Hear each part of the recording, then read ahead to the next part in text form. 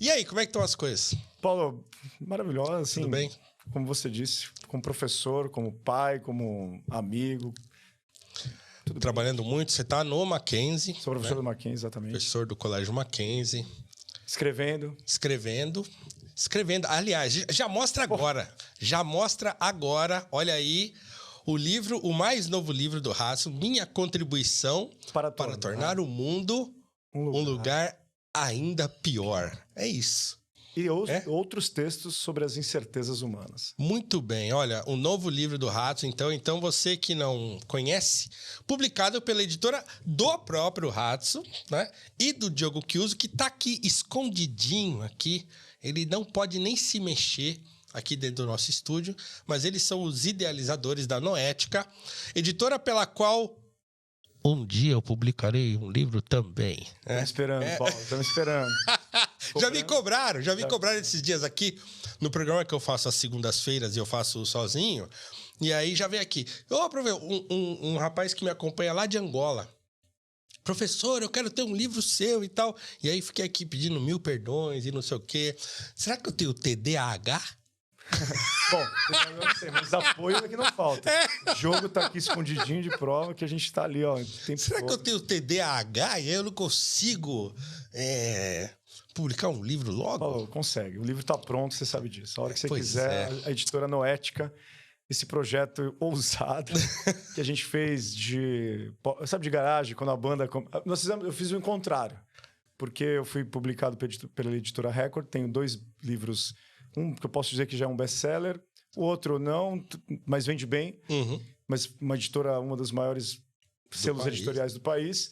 Eu falei, demos de Jerry Maguire, né? Não quero saber não quero mais saber disso.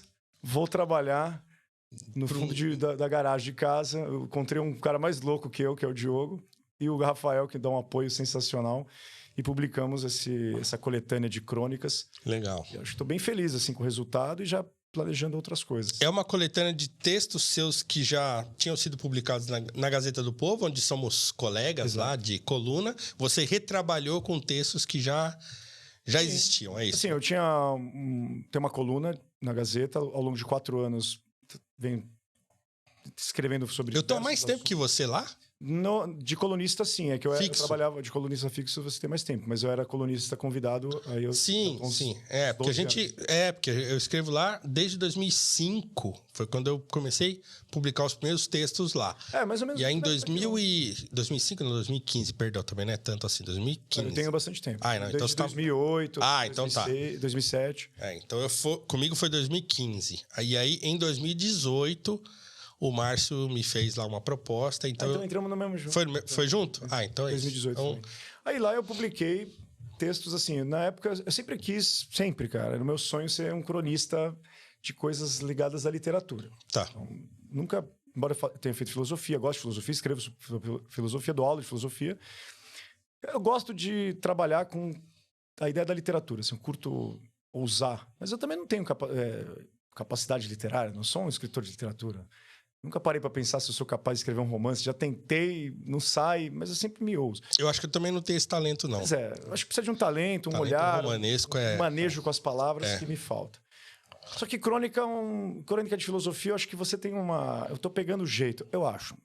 Tanto é que saiu um livro aí. E eu tô gostando. Então você, assim, tem uma certa liberdade para discutir certos assuntos, tem um limite de liberdade interessante, porque também você não está pautado pelas normas da academia. Sim. Tem uma questão que eu posso refletir sobre assuntos a partir da filosofia, então também dá um tom ensaístico. Uhum. E falar de coisas que são às vezes aleatórias sobre a realidade que a gente vive. Desde jogar videogame, que eu curto bastante, até uma música que eu ouvi, fui levar meu filho num cinema e assistir um anime lá e fiquei, que bacana isso aqui, nunca tinha parado para olhar essa história. Então eu escrevo sobre essas coisas, mas também com um tom mais filosófico. E aí tem vários textos meus na Gazeta que são pautados pelo dia a dia, da política, sobretudo da cultura. A gente vai poder falar mais disso.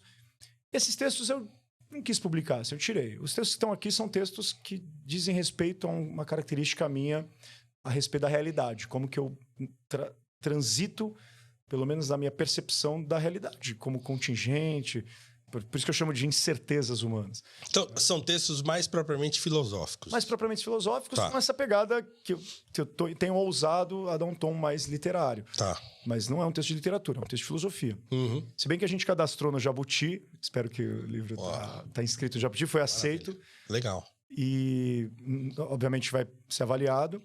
Mas foi cadastrado como crônicas. Tá.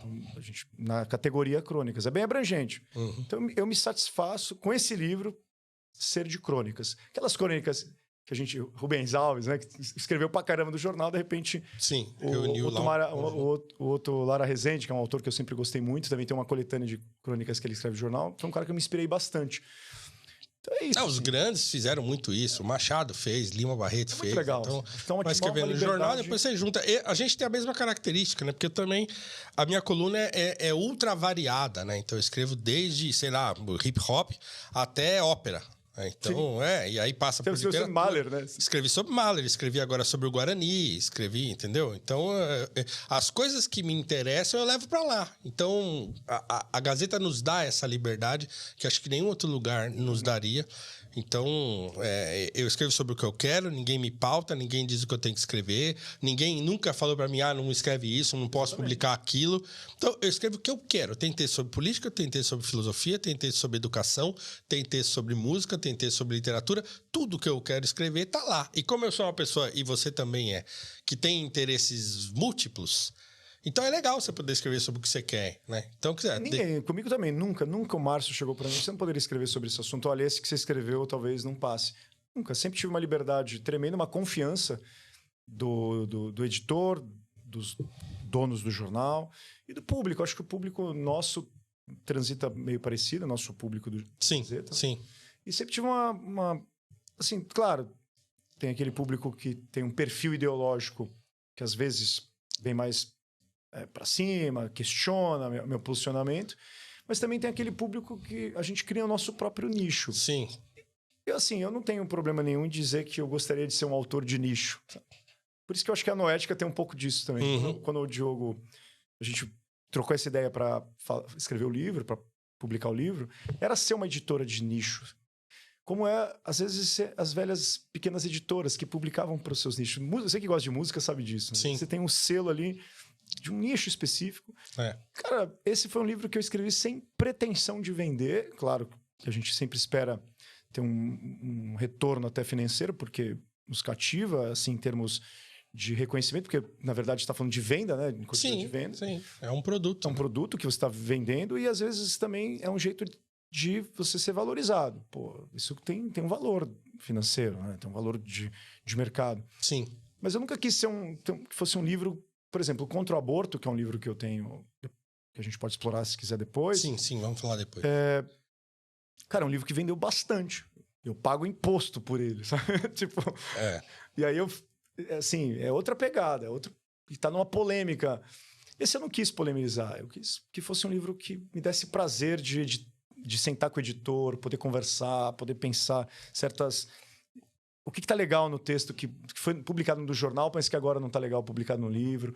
Cara, e o prazer também para mim, que foi muito legal, e eu agradeço muito a editora, essa questão, conhecer como se produz um livro. Isso é legal, né? Pô, é muito legal, cara. Isso é legal, você pensar assim...